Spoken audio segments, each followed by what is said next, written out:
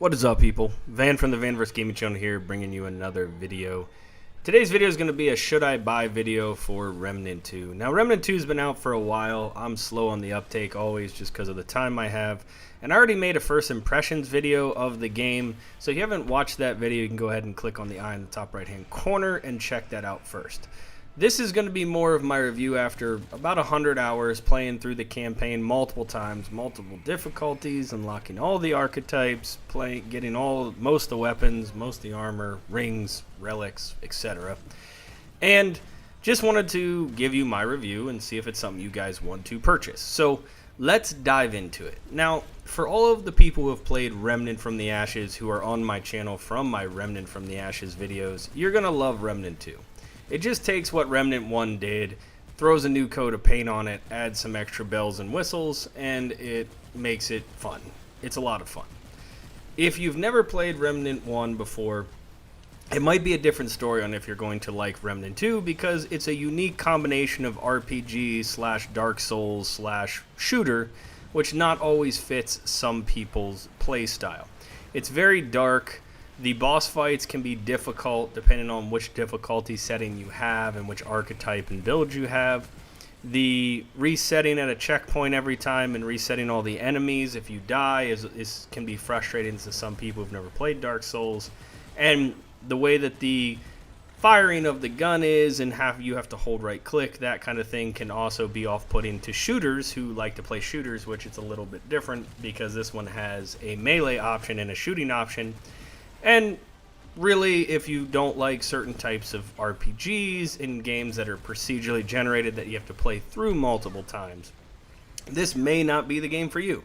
So, to keep that in mind, let's talk about some of the pros, some of the cons, and then we'll summarize at the end if you still think you should go out and buy this game now that it's been out for a little bit of time. So first, I want to talk about the cons, the things I didn't like about Remnant 2.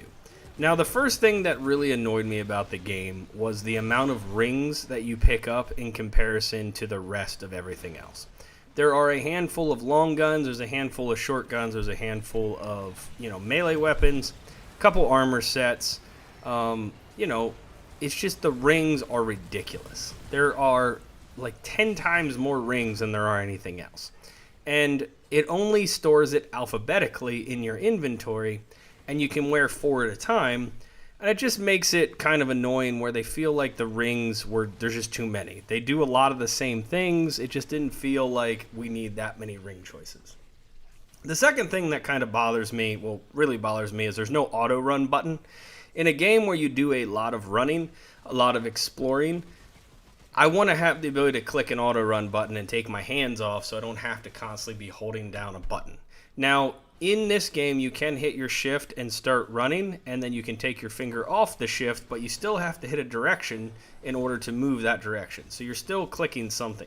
I really wish they add an auto run button where I can just click shift, I start running, and as long as I'm not in combat, I don't get hit by anything, right? My stamina is infinite. The other thing I cannot really stand is the trait cap. Now, in Remnant 1, there was not a trait cap. You could have as many trait points as you wanted. In Remnant 2, they capped it at a very low amount. They ended up raising the cap a little bit, but I still don't think the cap on traits is enough. 65 traits is not enough trait points. If you're putting 10 into, every one, you get like 6 traits. Well, 4 or 5 of those traits are almost like a must-have no matter what your build is, just because they're core traits. So it doesn't leave a lot of traits to put into more class or archetype or build specific type traits. And so I feel like it limits you. Should you have no cap? Maybe not, because in Remnant 1, once you got to like 150 trait points, you got pretty OP where everything was pretty easy. But I think the cap should be looked at and might be a little bit higher.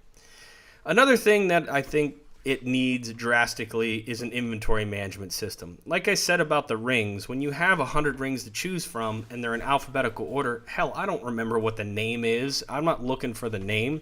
And so having the ability to sort your inventory to really figure out what rings or what, maybe by the type, corroded, not corroded, the elemental damage, or maybe by, if it gives you a shield ability, something, just a way to sort it where it's not just sorted by, alphabetical order. In addition to that, there are no build sets. In Remnant 2, you have a lot of customization. They gave you the ability to reset your traits with an orb that you don't have to pay for and you can use forever. But with the choices of swapping out different archetypes into your primary and secondary, swapping out weapons, rings, necklaces, relics, mods, and traits, you know, it's nice to have multiple builds where you can just go through the work of painfully building out what you like and then saving that build. So that if you go and play with your friends and they need more of a healer build, you can then have a build for healer, a build for DPS, a solo build, or a co-op build. And then you can just select the build and it automatically just loads it out, right? A loadout. Most games have loadouts. This one needs one drastically, desperately. Another thing that I noticed is there's some very weird FPS drops in Remnant 2. It's more apparent in co-op than in regular, but there are certain boss fights and zones where you just drop on FPS, which makes difficulty a little not fun, where if you make a mistake but it's not due to you, it's due to the game. In this type of game, it can cause you to die and have to restart from, you know, the latest checkpoint, which is kind of frustrating. And it seems to be weird. Like if I look down a sight, sometimes the guy looks all blurry. Other times I'll look down the sight and it's fine. It just depends on what zone you're in, where you're looking, and it just kind of takes away from the game experience sometimes when you have these large FPS spikes. Another thing that is a little bit of a challenge is the controls, right? Most first-person shooters or third-person shooters, you do not have to hold down the right button in order to fire a weapon at all. You can shoot from the hip without doing it. You would have to hold it down to do a zoom or to do a scope, but you would be able to fire without holding down any buttons from the hip. In Remnant 2, it's not like that. You have to hold down your right click to even use the gun, and then you have to double right click and to do your zoom. Because if you're not holding down your right click button, your left click is just a melee attack. So I think that's a con for a lot of people who haven't played Remnant 2. It's going to be hard to get used to the mechanics and the controls, but if you've played through the first one, you finally have gotten used to it and it makes sense. The other thing that I think they need is a mini-map overlay. I feel like there's a lot of times where you're going 19 different directions. It's hard to know where you've been, where you're going, and to constantly have to stop and pull up your mini-map or pull up your full map and look to see which direction you're going is difficult. It would be great if you could put a mini-map overlay right on your screen so you can kind of see what direction you're running while you're playing the game and not having to stop constantly and go into your map, because it doesn't pause the game. So while you're sitting there in your map, you can be getting attacked. So I wish they had a mini-map in there.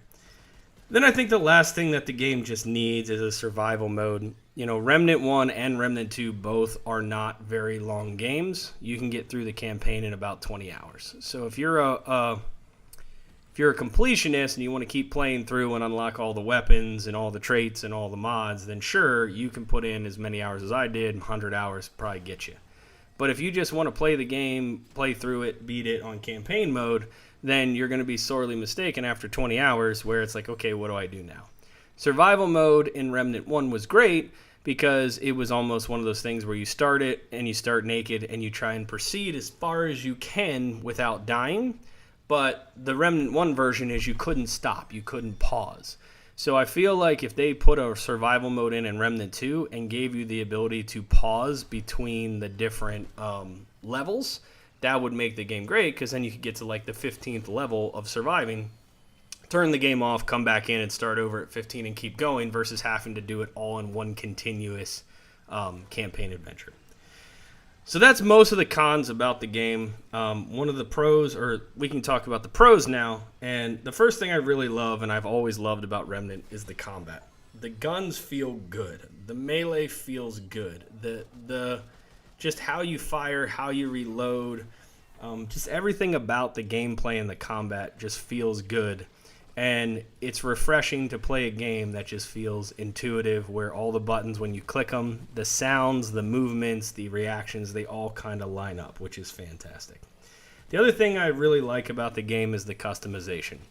By adding the archetype system and having a standard or a secondary and a primary archetype, plus a long, medium, and short gun, plus 4 rings, a necklace, mods, and traits, you can really customize a build to be what you want, right? And I love that idea because you can make some pretty interesting build combinations with both the archetype abilities and all the other things tied together. In addition, I think replayability is great in this because you can go through as an archetype of a challenger or of a medic, and then you can swap out and go through and play a summoner or play the engineer. And so the ability to swap out archetypes or jobs or a jobbing system is pretty cool because it does make every playthrough seem a little bit different. And usually you're running into something you haven't fought before. Sometimes you're running into the same dungeons and the same bosses over and over again. But there are many times that as you play through adventure mode or you play through campaign mode, you're seeing things you didn't see before. You're unlocking something or noticing something that you didn't see before, which I think is great. Another pro to this game are the boss fights. I think they did a really good job on the boss fights of not just making them ad fests, where there are some ads usually. Most boss fights, there's an ad, there's some kind of gimmick, and then there's a boss. I do feel like maybe the boss fight script was pretty much the same, where they all kind of follow the same thing.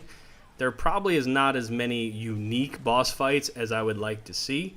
But for the most part, the fights themselves are entertaining. You know, you have to be doing a lot of things. You have to deal with ads. You have to deal with dodge rolling certain attacks, and all at the same time moving around the field. So I think they do a great job with the boss fights, making them fun and different, even though the mechanics of the boss and kind of like the formula is the same. There's some uniqueness to it based on what boss you're fighting. Then the other great pro to this is the puzzles and the secrets. In Remnant 1, there was a couple of them, not too many. In Remnant 2, there are a lot of puzzles and secrets that require you to do some reading, right? The story itself is pretty lame. It's like the first one, you're chasing some people down, whatever. But really where the story and the lore and the fun comes from reading all the books and listening to all the things on the ground. And that's where you're going to find out the secrets, like, you know, on the flashlight in the beginning, there's a code on it that opens up a safe. Or, you know, there's just different things about it that, thanks to YouTube, it's ruined. And thanks to the internet, you can find everything just by Googling it versus doing it yourself. But I highly recommend you don't do that and you try really hard to figure out the secrets by reading the material and understanding, because it's fun. The puzzles and secrets are fun. Another pro that they did on this that they didn't have in the first one is I think their mini-map is great by adding the verticality. You can see so much more by, you know, going into the map, turning it, seeing, you know, moving it around. They just did a really good job on the map itself. And my final pro that I love about this, and it's solely if you've played the first game, is in the first game the labyrinth was just this place where you use doors to go to the different worlds. In this version, they made the labyrinth its own zone, its own world. So there's different things you have to unlock, different bosses to fight, combat, all sorts of secrets and exploration. And I really love that addition to the game. And the same applies for Root Earth. I feel Root Earth is a lot of fun, but if you play the campaign mode, you're always going to do the same labyrinth. You're always going to do the same Root Earth. It never changes, which is a little frustrating because in the first game, there were 4 zones and they all changed. In this game, there's really only 3, and the 4th zone is static as well as the labyrinth. So to summarize, after all this talking, if you want to play Remnant 2, I would highly recommend playing it if you like RPGs where you can customize your character. If you like third-person shooter games where you can, you know, have different weapon sets that all do all different types of fire rates and fire speeds and different types of fire, like flamethrower, and, you know, you can be that range guy, you can be that, you know, upfront melee guy. It just, if you like those types of games where you can do builds and try out different things, I think you'll like it. The shooter part is you got to get used to the controls, but if you can get used to the controls and how you have to dodge roll most attacks that you can't absorb the damage, I think you're going to like it as well. If you don't like those things or you've never played Dark Souls, I think you're going to struggle with Remnant and Remnant 2. The boss fights are meant to be hard, and there are a lot of one-hit kills. So if you don't time your dodge roll correctly, if you get hit, you are going to die. And I think that's frustrating for some people who have never played Dark Souls, where the combat is that hard, is that there's no real forgiveness on certain boss fights. And the higher difficulty, then the more unforgiving it becomes, where, you know, maybe on the easy difficulty you could take 2 or 3 hits, but on the higher difficulty every single attack is going to kill you, so you have to be really good at dodge rolling and kind of knowing when to get out of the way. So that is my summary of the game. At the end of the day, I suggest you should buy Remnant II. I think that it is a great combination of shooter and of RPG. And if you've played the first one, you're absolutely going to love it. If you haven't and you played Dark Souls, you're probably going to love it. And if you haven't, just give it a try. I hope you like it. I hope this video helps tell you some of the pros and cons and show some good gameplay to make this worthwhile to see if it's something you want to purchase. This is Van from the VaniverseGaming channel. Thank you for watching as always. Cheers and peace out.